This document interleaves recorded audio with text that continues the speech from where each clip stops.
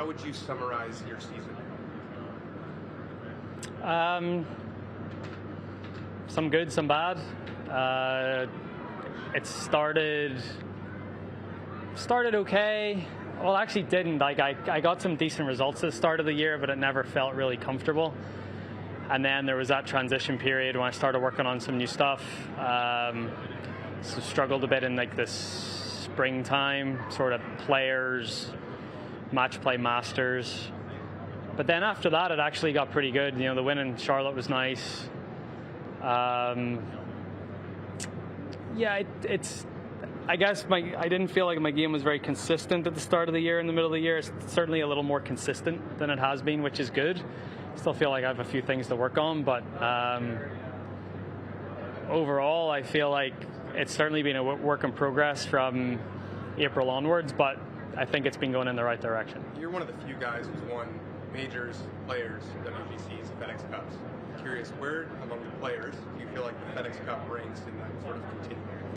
I think it's a big deal. You could come in here 100th in the FedEx Cup, the first playoff event, and have best 3 weeks of your life and end up winning the FedEx Cup. So I get that it mightn't. It mightn't be like the benchmark of consistency that it used to be. But saying that, I mean, I think if you put yourself in position in the FedEx Cup enough times, like sooner or later you're going to get over the line and get it done. And I think that's what I've been most proud of is of the 12 years that I've been on tour. I've put myself in position enough times to win it that I've gotten the job done a couple of times, and I think that's the real. It's not. One FedEx Cup is great, and a lot of guys have done that, but putting yourself in position year after year to try to win it, like DJ has and got his eventually last year, I think that's the benchmark, and that's what we're all trying to do. Rory Harris said you were either going to love the Georgia Bulldogs or hate the Georgia Bulldogs after this weekend. What are your thoughts on the Georgia Bulldogs? I know their slogan or their motto at this point. I was saying to him, it's better. I played with JT here last year, and all I heard was Roll Tide. I feel like the Georgians don't have quite the accent the people from Alabama do, so it's a little Go Dogs is a little easier on the ears. How do you handle the barking? It's okay. Look, it's fine. Obviously, Georgia had a good win last night, so everyone's amped up and excited for the season. You're going to hear worse at the Ryder Cup, right? Yeah. It looks like Patrick and John have started the match play a little early this week. Is there any comparison between when you get to a situation like this out here and the Ryder Cup? Can it compare you in any way? Yeah, it's it's not as if you've got anyone else to focus on, and especially when you're playing with them right there, and it's been that way for the last 3 days basically. So I think John's playing next week in Napa.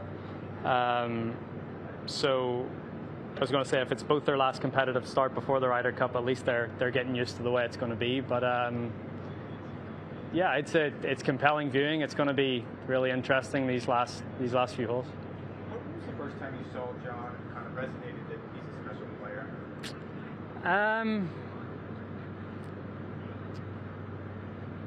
I didn't play with him until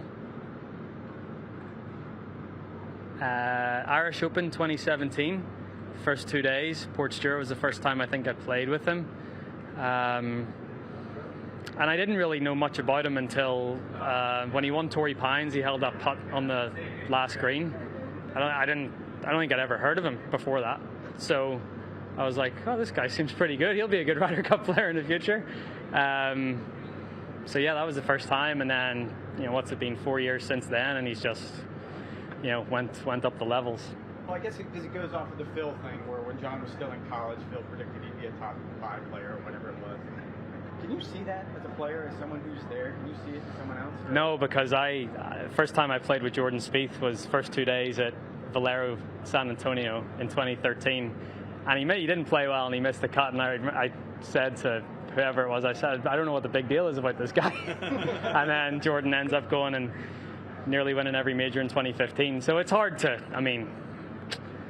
know in such a. Phil obviously played enough golf with him over the course of his, his time at Arizona State that he was like, no, this guy's going to be really good.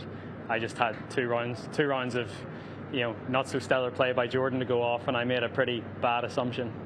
What's your schedule like between now and the Ryder Cup? 2 weeks at home. Just relaxing. First week I'll relax. It's been, I think this is like 8 out of 10 weeks, and that's been Europe, Japan, back here, a lot of travel, a lot of time without the family. So I'll go home and be a husband and a dad for a week, and then I'll start to ramp it back up and get prepared for going up to Wisconsin. I was going to ask about the ramping up. Do you feel like now you have a good sense of the rhythms of how to make sure you're peaking for the Ryder Cup? Yeah, I think, and it's even, we all get in Monday, and even from Monday to Friday morning, that's a long time. And, I've been telling the rookies, like, don't try to do too much during the start of the week, because that's draining in itself. The practice rounds, the press conferences, the opening ceremony, everything else that goes along with it. So just try to conserve as much energy as possible, Rory, but do enough, obviously.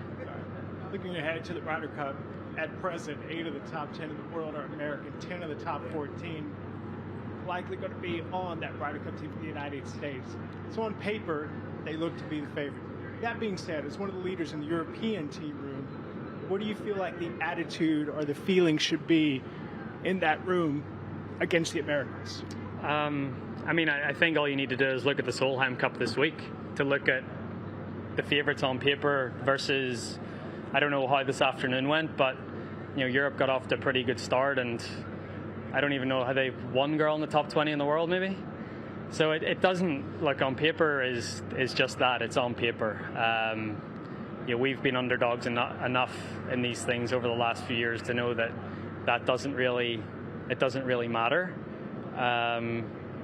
Especially match play over 18 holes, anything can happen, and but over the course of the 3 days, I think the better team is always the one that comes out on top. And I guess we just have to look at our track record over the last 10 Ryder Cups that have been played. We've won 8 of them, and that's a pretty good record. Rory, right on that topic, if you were any other sport in the last 10 matches have gone 2-8, people would have a very different conversation about who the favorite should be. And yet with Ryder Cup, it seems every time we analyze just on world rankings or whatever, should people be looking at like history? It should play a part, I guess. But certainly in golf, you have to go off form, and form would say that the Americans are playing very, very well at the minute. But it's a collective effort, and again, we see it all the time in the match play. Even in Austin, it's top 5 player in the world will go out against someone ranked 60, and they'll lose. It's not, to make the analogy of tennis in the U.S. Open. Yes, there's a couple of upsets yesterday, but more often than not, the top seed always wins. And in golf, it doesn't quite work that way for whatever reason. And the top 50 in the world are so tightly bunched. You line up the top 50 players in the world in that range, and you wouldn't really be able to tell who's won, who's 27, who's whatever. It's the margins are so fine in this game. I want to ask one question about you see what Naomi Osaka said this week about when she loses it makes her upset, and when she wins it's relief, yeah. It's not joy. Have you ever been there? No, because winning and it's different in golf, right? Look, there's certainly been times where I haven't enjoyed the game as much as I would want to, but I think that's still I've tried really hard, and I spoke about this quite a lot in like 2019 about separating who I am as a golfer and who I am as a person, and trying to not let that define me. And it seems what Naomi is sort of going through at the minute is that same thing. It's like, okay, how can I play tennis and enjoy it and not let the results define who I am? And I think that's what she's going through right now, and I think everyone just needs to let her have time to figure that out. And she seems like a really smart girl, and hopefully she'll be able to do it and come back and start enjoying the game just like when she picked the racket up when she was a little girl, because that's doing it as a job or for a living, or that's when the joy goes out of it, and that's when you lose your innocence, and that's when you lose there's a part of that goes the further along you get in this professional career, and the more you can hold on to that joy and that innocence of remembering what it was, the reason why you picked up a golf club and why you picked up a tennis racket. Like that's the important thing.